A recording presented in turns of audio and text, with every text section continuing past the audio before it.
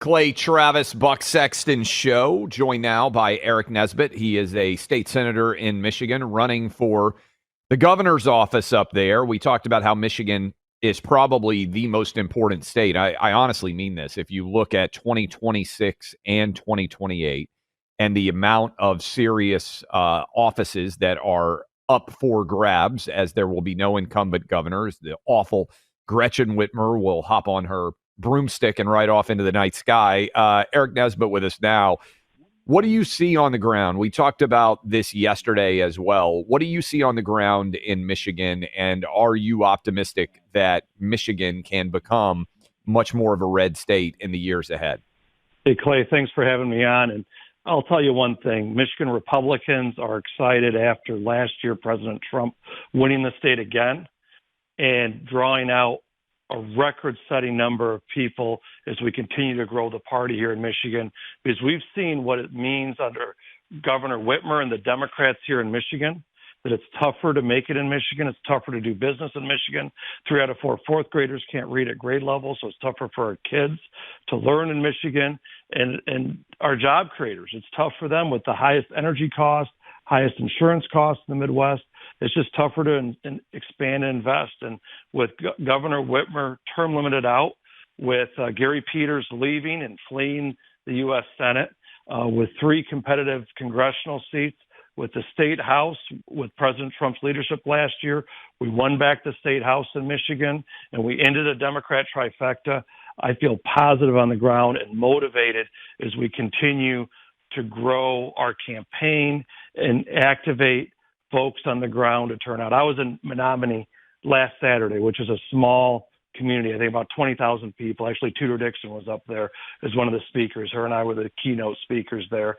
And there was a sold-out crowd, over 130 people in this small county, and they already had 60 tickets for the Lincoln Day sold for next year's. There's a lot of energy that's around there, and we're continuing to see that around the state. Talking to Aric Nesbitt, I'm curious, when you went to Hillsdale, and we love Hillsdale College here, Dr. Larry Arnn has built a powerhouse. What was that experience like for you? And I know you have young kids, as do I. You've got 3. As you start to look forward in the larger educational environment, how impactful do you think Hillsdale is becoming, not only in the state of Michigan where you are, and obviously as your alma mater has a lot of connection to it, but it's a cultural force across the nation now? Yeah, Dr. Arnn's been a great mentor of me over the years.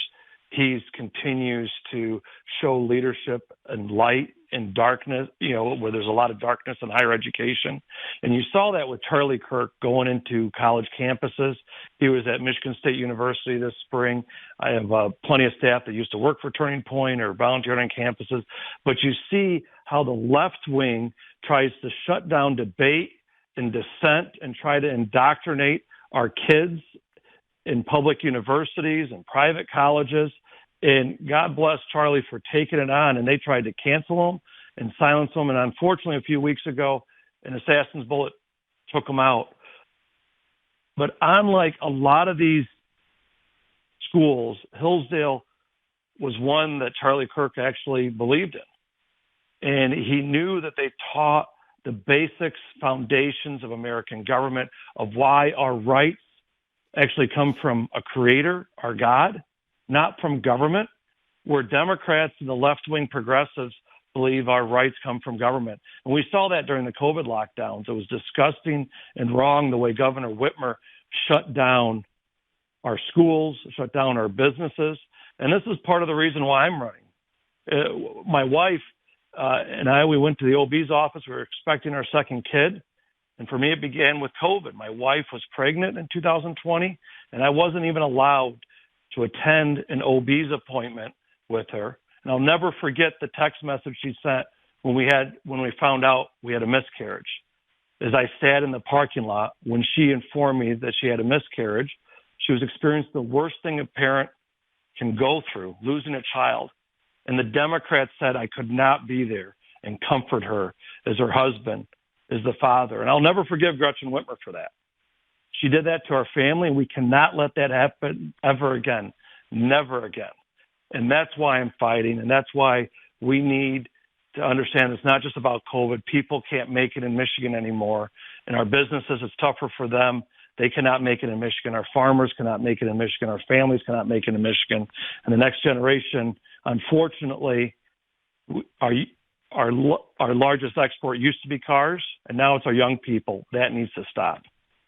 We're talking to Aric Nesbitt, running for governor in Michigan. That's an awful story about your wife and what she had to discover about the baby while she was by herself. Unfortunately, there's tons of people out there who weren't able, who had similar emotionally heartrending experiences, weren't able to say goodbye to mom or dad or grandma or grandpa or people of their families and friends because they were restricted from being able to enter under these broken COVID policies.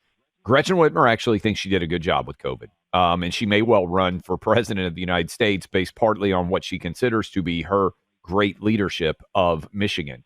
What happens next with her, and how does Michigan, as the front lines of a 50-50 country, help to determine not only the future of Gretchen Whitmer, but the nation as well? Well, you got to have strong leadership, just the way Florida was a 50-50 state 10 years ago before President Trump came on the scene. He's effectively worked it to make it a lot more Republican. And you're seeing that in Michigan. I think we're becoming more and more Republican because of President Trump's leadership and working to bring out working class voters. We're the party of small business owners, farmers, workers, seniors, folks that actually trust parents. And I believe this is our last chance to save the state of Michigan. That's why I'm running for governor, is because I want everyone to be able to make it in Michigan. And if we want people to be able to make it in Michigan, we got to turn the chapter from the Biden-Whitmer administration to the Trump-Nesbitt administration. We have to make Michigan work for working families, for our seniors, for our small business owners, and our farmers. And this is what we're building up, and we're getting some great responses across the state. Would you have ever believed, you have two daughters, would you have ever believed that it would become Democrat Party orthodoxy, including in the state of Michigan, where there have been many controversies relating to this, about men competing in women's sports being something that needs to be protected by the state of Michigan? I mean, I have two younger daughters, a 6-year-old and a 6-month-old. That's just blessed on both of them. And I couldn't imagine 10 years ago that anybody would be defending having a man shower in a gym with my daughter, or having them play on girls' sports, or having them learn all the different pronouns. Instead of 26 pronouns being taught in schools, we need to get back to the 26 letters of the alphabet.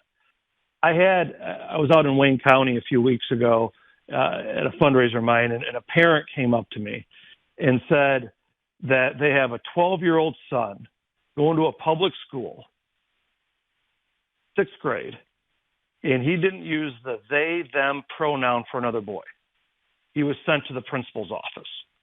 This is not the America you and I grew up in. And God bless that 12-year-old kid that when he went down to the principal's office, he says, well, with President Trump's orders, I thought we could actually tell what people are by the sex that they were born as.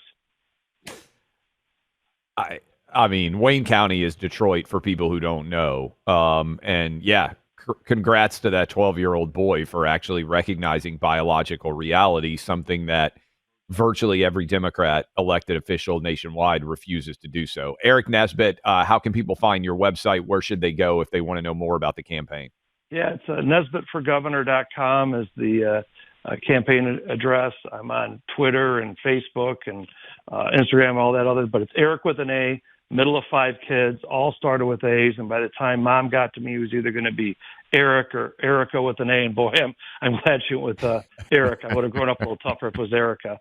But yeah, Aric Nesbitt, and just farm boy, and we need to shake up the status quo in Lansing, turn the chapter from Gretchen Whitmer and away from Biden, and we need to bring an ally of President Trump into that governor's office and lead Michigan. As President Trump's working to make things in the USA, we need to make sure that it's easier to make things here in Michigan.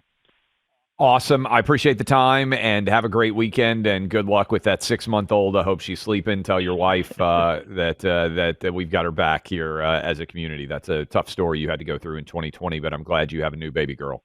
Hey, Clay, thank you so much, and God bless you. Thanks for covering the issues that matter and bringing it to the people. And fortunately, she started sleeping right after Mother's Day. And actually, Mother's Day was the first full night through the night. That was a big gift. No doubt. It's one of the best days out there. We appreciate you. That's Aric Nesbitt. When we come back, we'll take some of your calls. Talk Back Friday.